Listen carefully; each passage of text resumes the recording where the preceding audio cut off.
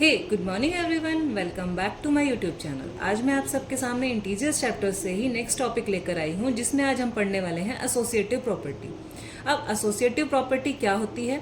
Associative property का मतलब होता है कि कोई भी तीन चीज़ों को अगर हमें एक साथ प्लस करना है या माइनस करना है या मल्टीप्लाई करना है या फिर डिवाइड करना है, तो हम पहले कोई दो को लेके सॉल्व करेंगे, फिर जो आंसर आएगा उसमें थर्ड को सॉल्व कराएंगे। अब हमें क्या करना होता है कि हमें चेक करना होता है कि अगर हमने पहले इन दो को लिया तो भी आंसर सेम आएगा और फिर इन दोनों को लिया तो भी आंसर सेम ही बनेगा। बट हमें एक चीज़ याद रखनी है कि जो इनका ऑर्डर है वो चेंज नहीं किया जाता। पहले अगर ए लिखा है तो ए ही लिखा होगा, फिर बी ही लिखा होगा और फिर सी ही लिखा होगा। हम इनके ऑर्डर को चेंज नहीं करेंगे, हम इसी ऑर्डर में दोनों साइड लिखेंगे और पहले कोई दो को चूज करके उनको सॉल्व करेंगे और फिर इस तरफ भी दूसरे दो को लेके सॉल्व करेंगे। नेक्स्ट अब हम बोल सकते हैं कि कॉम्यूटेटिव प्रॉपर्टी की तरह ही, जैसे हमने कॉम्यूटेटिव प्रॉपर्टी को पढ़ा था, जिसमें हमने देखा था कि कॉम्यूटेटिव प्रॉपर्टी इंटीजर्स के केस में प्लस और मल्टीप्लाई के केस में ही कॉम्यूटेटिव प्रॉपर्टी होल्ड करती है, अदरवाइज नहीं करती है इन जनरली।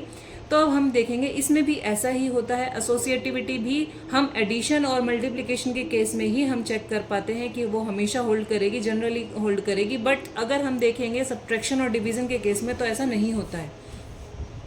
जैसे मल्टीप्लिकेशन के केस की अगर हम बात करते हैं या एडिशन के केस की अगर हम बात करते हैं, तो मैंने एक एग्जांपल आप सबके सामने लिखा है कि 2, 3, 5 को अगर हमें एक साथ मल्टीप्लाई करना है तो हमने पहले 2 को लिया, फिर 3 से किया। 2, 3 जा 6, इधर आंसर आया 6, 5 जा 30। इसी तरीके से 3, 5 जा 15, 15, 2 जा 30, दोनों साइड आंसर सेम आया। सिमिलरली हम प्लस के केस में भी चेक कर सकते हैं। नेक्स्ट अगर हमें देखना है कि क्या सब्ट्रैक्शन और डिवीजन के केस में भी ऐसा होता है, तो हम चेक कर पाएंगे सब्ट्रैक्शन और डिवीजन के केस में ऐसा नहीं हो पाता। क्योंकि हमने देखा 2 - 3, 2 - 3 यानी -1, -1, -5, -6। दूसरी साइड अगर मैंने देखा 2 - 3 - 5, 3 - 5 यानी -2, माइनस प्लस हो जाएगा, तो हम क्या बोलेंगे 2 + 2 4। अब हम चेक कर पा रहे हैं -6 और 4 एक जैसे नहीं होते हैं, तो ये इक्वल नहीं होता। जनरली हम बोल पाएंगे सब्ट्रैक्शन के केस में हम एसोसिएटिव प्रॉपर्टी को ऑब्जर्व करता हुआ नहीं देख पा रहे हैं। उसी तरीके से डिवीजन के केस में भी हम चेक कर सकते हैं।